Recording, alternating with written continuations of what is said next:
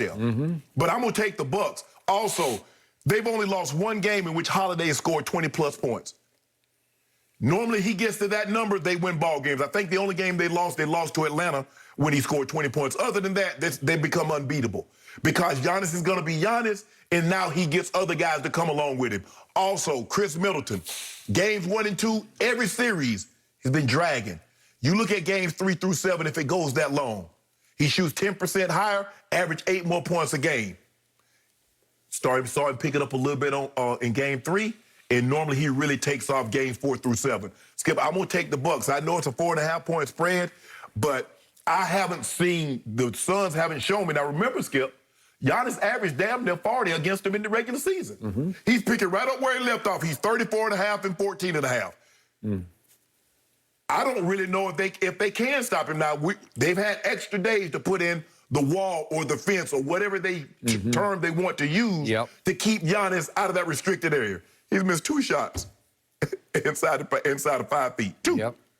And he made 14 in game 3. Well, they got their work cut out for him, Skip. Now, they've had extra days to prepare, to come up with a scheme, come up with a plan to try to limit Giannis. Okay, Giannis has shown you he can beat you. I believe Chris Middleton has shown you throughout these playoffs he can beat you with the 23 points, 1 quarter, the 20 point, and the big series that he had against the Nets in games 5, 6, and 7. I don't believe Lopez, I don't believe Tucker, and I don't believe Holiday can score enough to beat you.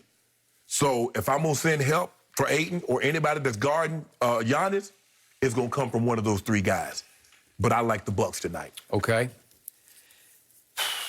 I have now talked myself back into Phoenix tonight, even though they're a 4.5-point dog, because the harder I look at game 3, everything that could have gone wrong for Phoenix went wrong. Okay. And it started with Devin Booker. He was suffering from hamstring tightness coming off game 2 into game 3, and he wasn't quite right. It was plaguing him to some extent. And I told you, I was shocked at how little he could separate early from Middleton, then Holiday took him, then Tucker took him in the second half, and he couldn't get his usual separation, elevation to get the clean jump shots that he usually creates. I think, from what I've been told, that he's doing better, that he's recovered some, and that he'll be closer to Book tonight.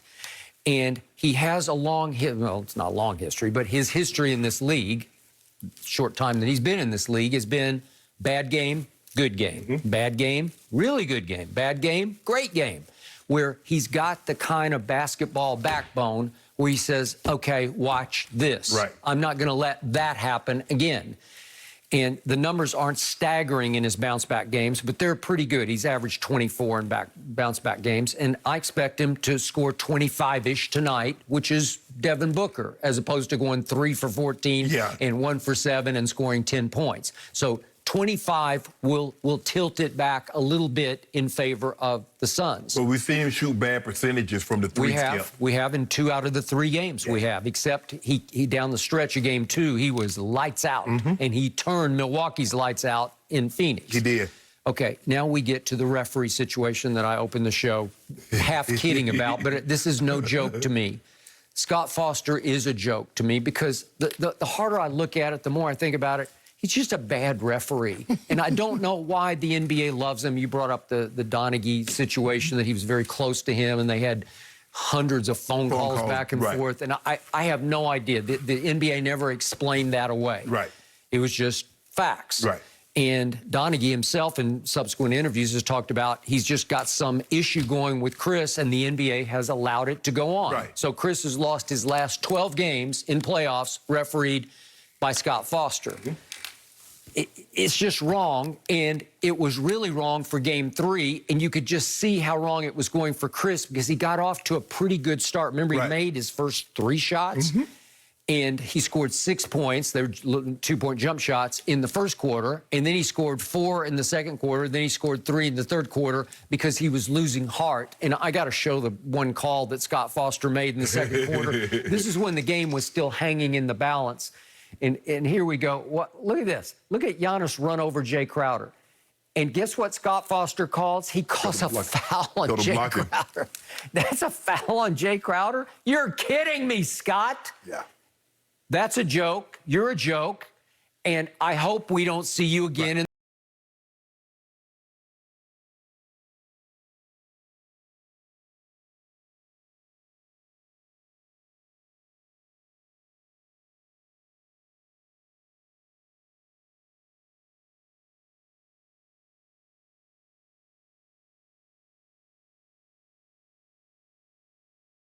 James Capers is the crew chief. David Guthrie and Courtney Kirkland. I like Courtney Kirkland a lot. Okay, but the point is, I've told you, Mark Davis and Chris Paul are fairly, they're friendly. They're pretty close. So when Mark is in charge,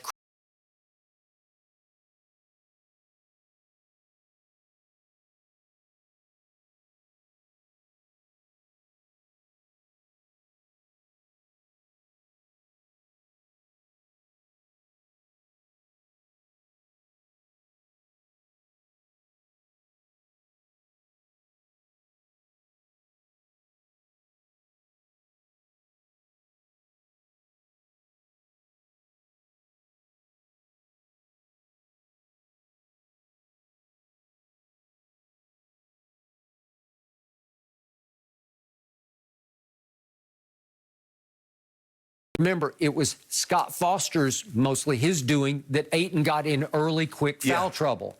And what happened? He played 5 minutes of the second half. So to your point, and all those stats that you read, if your primary defender of Giannis plays 5 minutes of the second half, and they are tentative minutes because he's like on thin ice, like, I don't know, I don't want to get in deeper foul trouble. Again, I thought Monty should have gone back to him and just said, heck with it. Just if you foul out, you foul out, as the game was slipping away in the third quarter, but he tried to save him and it didn't work. So 5 minutes, 2 points you got from DeAndre Ayton in the second half. Well, what if he can last for 40 minutes tonight? What if he gets a fair whistle, or he just plays a clean game? But that's the thing, Skip. He's the only big guy you have. He is it. But your stat says that he's decent against him, right? I'm not going to say he's great. I'm not going to say he's going to shut him down. But he is decent because he's tall and long enough to bother him a little bit. And he can't just... Giannis is just going to muscle Crowder. He's going to muscle Brick. He's going to muscle everyone else. He's also just going to loom over them. He can literally go over Jay Crowder's back. And get an offensive rebound by snatching it out of his hands this way. He went over somebody's back, and got an and one. Yeah, like Cam Johnson. I love him as a player, but he's just not physical enough.